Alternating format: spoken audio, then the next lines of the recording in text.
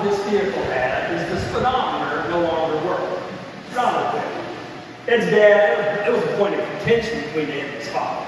And he was always saying, Ed, you need to get that speedometer fixed. Ed would say, don't worry about it. He says, it's not safe to drive that vehicle without a speedometer. This is back in the days when you could fix these things yourselves. Well, on that day, we were headed down towards the lake on that old rural road. We were going about as fast as a 1972 Plymouth Duster with an inline six-cylinder could go, but we didn't know exactly how fast. Why not? The speedometer didn't work. And then came up on an unguarded railroad crossing. Now, back in the day, those unguarded railroad crossings had a huge dip that took you down to the bottom of those tracks, and then it would come back out back up level to the road. Well, you're supposed to slow down, right? It was too late for that. We were moving along, and we all saw it, but there was nothing we could do but hang on. And that car just launched off into the bottom of that railroad tracks, and it bottomed out. When it bottomed out, our heads hit the ceiling. There's two things you need to know about automobiles back in 1972.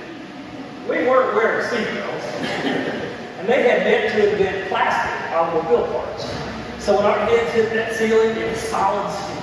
Nearly knocked us out.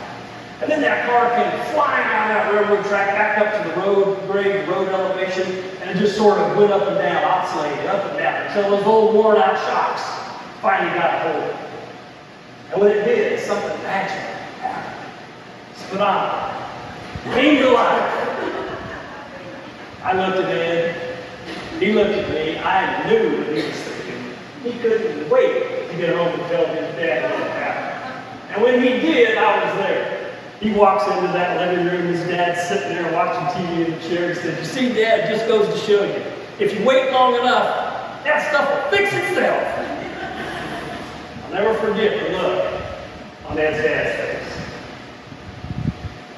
Your challenges, your problems, your dreams, they're not going to achieve themselves. You got to do some hard work, but more importantly, you got to get some outside help.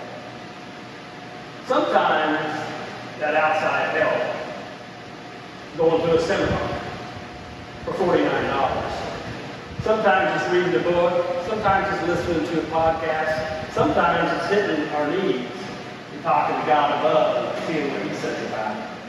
Might even be giving your life over to Him. Your problems will be solved if you'll follow that advice. Thank you very much for letting me speak to you today.